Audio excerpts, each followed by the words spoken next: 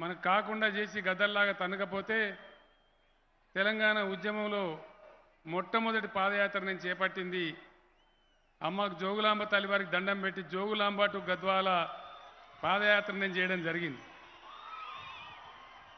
ఆనాడు అనేక చోట్ల అలంపూర్లో కానీ గద్వాల్లో కానీ నడిగడ్డలో కానీ కనబడ్డటువంటి హృదయ విదారక దృశ్యాలు చూస్తూ కళ్ళమ్మటి నీళ్ళు కూడా పెట్టుకున్నాం. చాలా బాధపడ్డాం. అప్పుడు పార్టీ కొత్తగా అయినప్పటికీ తేరు వీధిలో సభ పెడితే చాలా బ్రహ్మాండంగా ప్రళయ గర్జనలాగా జనం వచ్చి ప్రారంభమైనటువంటి ఆ ఉద్యమ పుణ్యమాని మనం తెలంగాణ రాష్ట్రం సాధించుకున్నాం. తెలంగాణ రాష్ట్రం సాధించుకున్న తదనంతరం పరిపాలనా సంస్కరణలు చేసుకున్నాం. అందులో భాగమే గద్వాల జిల్లా ఏర్పడ్డది.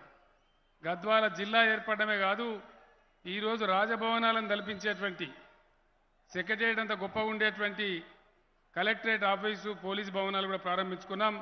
దానికి మీ అందరినీ కూడా హృదయపూర్వకంగా నేను అభినందిస్తూ ఉన్నాను. జిల్లాకు బాగుండాలని, జిల్లా ప్రజలకు అమ్మ జోగులాంబ దీవెనలు సదా ఉండాలని జిల్లా పేరు కూడా జోగులాంబ గద్వాల జిల్లా అని మనం పేరు పెట్టుకున్నాం. మీ అందరికీ తెలుసు, అనేక మంచి కార్యక్రమాలు మనం చేపట్టినాం. మూలకున్నటువంటి నెట్టెంపాడు కావచ్చు, బీమా కావచ్చు, రేలంపాడు పెద్దగా చేసుకోవడం కావచ్చు, గట్టు పునాదిరా వేసుకొని పనులు వేగంగా చేస్తున్న పనులు కావచ్చు, అనేక మంచి కార్యక్రమాలు మనం చేపట్టినాం. ప్రజల సంక్షేమానికి పుట్టిన కాడి నుంచి చచ్చిపోయే వరకు ప్రతి వాళ్ళకు సహాయం జరిగేటట్టు ఆడబిడ్డలకు, ముసలి వాళ్లకు అందరినీ కూడా ఆదుకుంటా ఉన్నాం. రెసిడెన్షియల్ స్కూళ్ళు పెట్టుకున్నాం. అద్భుతంగా మన పిల్లలు, మన దళిత బిడ్డలు, గిరిజన బిడ్డలు, బీసీ బిడ్డలు, ఇంకా ఉన్నటువంటి బిడ్డలందరికీ కూడా బ్రహ్మాండంగా 1001 పాఠశాలలు పెట్టుకున్నాం. వాటన్నిటినీ చరిత్రలో ఎవరు చేయరట్లా అన్నిటినీ కూడా ఏకబిగిన జూనియర్ కాలేజీలు కూడా చేర్చుకున్నాం. మంచి విద్య పొంది ఆ పిల్లలందరూ బ్రహ్మాండమైన సీట్లు సంపాదిస్తూ ఉన్నారు. నేను మీకు మనవి చేసేది ఒకటే, ఇవాళ ఈ జిల్లాలో 2 మినిస్టర్లు ఉన్నారు, శ్రీనివాస్ గౌడ్ గారు, నిరంజన్ రెడ్డి గారు. ఇద్దరు కూడా తెలంగాణ ఉద్యమకారులే. వేరు రూపాలలో చేసినా, ఇక్కడ నిరంజన్ రెడ్డి గారు ఫీల్డ్ మీద చేసినా, అక్కడ శ్రీనివాస్ గౌడ్ గారు గజిటెడ్ ఆఫీసర్ సంఘం అధ్యక్షులుగా ఉంటూ తన ఉద్యోగాన్ని లెక్క చేయకుండా కూడా ఉద్యమం చేసినారు. మీ అందరికి నేను ఒకటే మాట మనవి చేస్తా ఉన్నా, 2 ఉద్యమకారులే జిల్లాకు మంత్రిగా ఉండడం. మరో ఉద్యమకారుడు సీనియర్ నాయకుడు లక్ష్మారెడ్డి గారు, చాలామంది ఎమ్మెల్యేలు ఆనాడు ఉద్యమంలో పనిచేసిన వాళ్ళు ఉన్నారు. వీళ్ళందరూ ఉన్నారు కాబట్టి పాత పాలమూరు జిల్లా 5 జిల్లాలుగా మారింది. ఒక్క మెడికల్ కాలేజీ కూడా లేనటువంటి జిల్లాలో 5 మెడికల్ కాలేజీలు వచ్చినాయి. కల్వకుర్తి ఎత్తిపోతల పథకం, నెట్టెంపాడు, కోయిల్ సాగర్, భీమా వీటన్నింటి పూర్తి చేసుకున్నాం కాబట్టి 15-20 లక్షల ఎకరాలకు బ్రహ్మాండంగా నీళ్ళు ఇచ్చుకుంటా ఉన్నాం.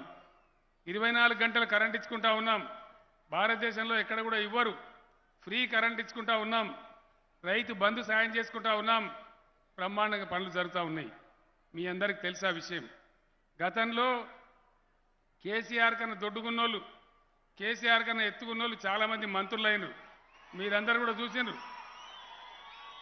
వాళ్ళ పీరియడ్లో ఏం జరిగింది. ఈ గద్వాలలో ఉన్నవాళ్ళు అడ్డం పొడుగు చాలా మాట్లాడే వాళ్ళు ఉన్నారు. ఏ ఒక్క ప్రాజెక్టు కంప్లీట్ చేయించలే, అన్ని పెండింగ్లనే ఉండే. తెలంగాణ వచ్చే వరకు మొదలుపెట్టిన గీకిండ్రు కానీ అక్కడ పెట్టిండ్రు, ముట్టుకోలే. భయంకరమైన బాధ. మహబూబ్ నగర్ పట్టణంలో 14 రోజులకు ఒక్కనాడు మంచినీళ్ళు దొరికేటి. 14 రోజులకు ఒక్కనాడు. ఆనాడు బిందెలు పట్టుకొని, ప్లాస్టిక్ బిందెలు పట్టుకొని ఎంత బాధపడ్డామో మీకు తెలుసు. ఇలా మిషన్ భగీరథ మా తల్లులకు, మా ఆడబిడ్డలకు తెలుసు. ఎవరి ఇంట్లో వాళ్ళే నల్లా పెట్టి బ్రహ్మాండంగా ఆడబిడ్డ బిందె పట్టుకొని బజారుకు పోకుండా నల్లాల పథకం తెచ్చి పెట్టుకున్నాం. ఇది ఎక్కడ ఇండియా మొత్తంలో భారతదేశంలో ఎక్కడ లేదు. ఇవన్నీ కూడా మీకు తెలుసు. ఇలా కళ్యాణ లక్ష్మి కావచ్చు, షాదీ ముబారక్ కావచ్చు, అనేక రకాలుగా కేసీఆర్ కిట్లు కావచ్చు, అమ్మ ఒడి కార్యక్రమం కావచ్చు, అనేక కార్యక్రమాలు మనం చేసుకున్నాం. నేను మీ అందరినీ కోరేది ఒకటే, ఈరోజు చాలా గర్వం అనిపించే విషయం ఏంటంటే, గతంలో బతకలేక బతుకులేక మనం వలసపోయినాం. కానీ ఇలా పక్క కర్నూలు జిల్లా నుంచి, రాయచూరు నుంచి, బీహార్ నుంచి, జార్ఖండ్ నుంచి మన దగ్గర వలస వస్తూ ఉన్నారు. ప్రజలు అక్కడ బతక మన దగ్గర బతుకుతూ ఉన్నారు. మిర్చి ఏరడానికి, పత్తి ఏరడానికి మనం వలస పోయిన పరిస్థితులు మారిపోయి ఇలా వేరే రాష్ట్రాల వాళ్ళు వచ్చి పాలమూరు జిల్లాలో చాలా బ్రహ్మాండంగా పనులు చేస్తూ ఉన్నారు. ఆ విధంగా ఇక్కడిదిక్కడనే మీకు కనబడుతుంది. ఆనాడు మనం విడిపోతామంటే మీకు కరెంటు రాదు, మీ తెలంగాణ చీకటైపోతుందని మాట్లాడింది. ఇక్కడి నుంచి 20 కిలోమీటర్లనే ఉంటుంది ఆంధ్రప్రదేశ్. ఇలా తెలంగాణలో తుంగభద్ర ఒడ్డు దాటితే, తుంగభద్ర బ్రిడ్జి దాటితే యువతల 24 గంటల కరెంటు, అవతల మాత్రం 24 గంటల కరెంటు ఉండదు. అది మనం అందరం కూడా చూస్తూ ఉన్నాం. ఆ విధంగా చాలా బ్రహ్మాండమైనటువంటి పనులన్నీ చేసుకున్నాం.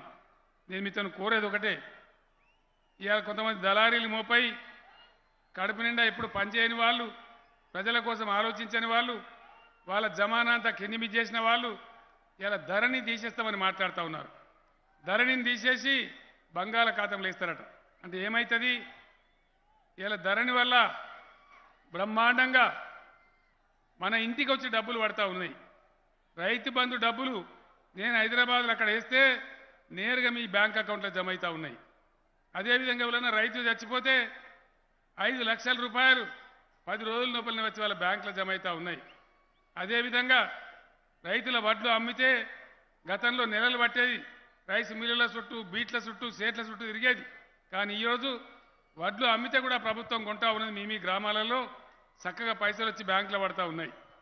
ధరణి ఉంది కాబట్టి రాబందులు లేరు, పైరవికారులు లేరు, పటవారీలు లేరు, విఆర్ఓలు లేరు. ఇలా రిజిస్ట్రేషన్ ఎంత మంచిగా అవుతా ఉంది.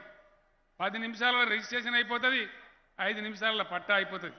అదే మునుపటి రోజు అయితే రిజిస్ట్రేషన్కి ఎన్ని రోజులు, పట్టాకి ఎన్ని రోజులు, వాళ్ళ దయ, వాళ్ళు రాసింది లెక్క, వాళ్ళు గీసింది గీత. ఇంత మంచి సదుపాయం 3 సంవత్సరాలు నేను కష్టపడి తయారు చేసి ప్రజలకు తీసుకొస్తే కాంగ్రెస్ పార్టీ మాట్లాడుతూ ఉన్నది ధరణిని తీసి బంగాళాఖాతంలో విసిరేస్తారట. ఇది ధరణిని వేయడమా లేదా ప్రజలను బంగాళాఖాతంలో వేయడమా? నేను మిమ్మల్ని అందరిని ఒకటే మాట అడుగుతా ఉన్నా, ఈ ధరణి అనేది ఉండన్నా తీసేయన్నా? ఉండన్నా? నాకు వినబడతలేదు, గట్టిగా చెప్పాలి. ఉండాలంటే చేతులు లేవటండి, ఒకసారి కెమెరాలు అడిగానే. ధరణి ఉండాలంటే చేతులు లేవటండి. మరి మీరేమో ఇట్లా అంటున్నారు. ప్రజలు యాడికి పోయినా, నేను ఆదిలాబాద్లో అడిగినా, కరీంనగర్లో అడిగినా, ఇంకా చాలా చోట్ల అడిగినా, మన నిర్మల్లో అడిగినా, ఎక్కడ కూడా ధరణి ఉండాలని ప్రజలు చెప్తున్నారు. వాళ్ళకి తగిన బుద్ధి మీరే చెప్పాలని చెప్పి నేను మనవి చేస్తా ఉన్నా. గతంలో కృష్ణమోహన్ రెడ్డి గారి తండ్రి చనిపోయినప్పుడు కార్యక్రమానికి నేను వచ్చిన. నేను హెలికాప్టర్లో రావచ్చు ఆ రోజు, కానీ హెలికాప్టర్లో రాలే. పాలమూరు ఎట్లా మారింది, ఎట్లా ఉందని చెప్పి ఉన్న మంత్రులను, ఎమ్మెల్యేలను పిలిపించుకొని హైదరాబాద్ నుంచి గద్వాల దాకా బ్రహ్మాండంగా చూసుకుంటూ వచ్చినాం. చాలా ఆనందం కలిగింది. గతంలో ఎండిపోయి ఇబ్బంది పడ్డ పాలమూరులో ఎక్కడ చూసినా ధాన్యపు రాసులు, కల్లాలు బ్రహ్మాండంగా, కొనుగోలు కేంద్రాలు, హార్వెస్టర్లు అద్భుతమైన కలకల్లాడుతూ ఉంది. దీనంతా కూడా ఈ కరెంటు ఇట్లే రావాలంటే, రైతు బంధు ఇట్లే రావాలంటే, దళిత బంధు దళితుల కోసం పెట్టుకున్నది ఇట్లే జరగాలంటే బ్రహ్మాండంగా మీరు బీఆర్ఎస్ పార్టీని కాపాడుకోవాలి. మీ ఎమ్మెల్యే కృష్ణమోహన్ రెడ్డి చాలా అద్భుతంగా నా దగ్గరకు వచ్చి ప్రతి పని కోసం రోజుల తరబడి పంచాయతీ పెడతా ఉంటారు. ఎమ్మెల్యే అబ్రహాం గారు, సార్ మాది చివరిలో ఉన్నది, కర్నూలులో 100 పడకల ఆసుపత్రి కావాలి, ఎట్లన్నా చేసి మీరు శాంక్షన్ చేయాలని చెప్పి అబ్రహాం గారు కూడా నా దగ్గర రోజు తిరుగుతూ ఉంటారు. ఆ విధంగా ఆర్డీఎస్ పనులు కావచ్చు, గట్టు ఎత్తిపోతలు కావచ్చు, ప్రజలకు కావాల్సిన బాధ కావచ్చు, వాటన్నిటి కూడా తీస్తూ ఉంటారు. మీకు మంచి మాట ఒకటి చెప్పాలా, ఈ గద్వాల జిల్లాలో 255 గ్రామ పంచాయతీలున్నాయి, 12 మండలాలున్నాయి, మున్సిపాలిటీలు 4 ఉన్నాయి. నేను ఇదివరకు ఇక్కడికి రాలేదు, తొలిసారి వచ్చిన కాబట్టి ప్రతి గ్రామాన్ని అభివృద్ధి చేసుకోవడానికి 10 లక్షల రూపాయల ప్రత్యేకమైన గ్రాంటు ప్రతి గ్రామానికి మంజూరు చేస్తూ ఉన్నాం. దాన్నంతా మీరు బాగా చేసుకోవాలని కోరుతా ఉన్నా.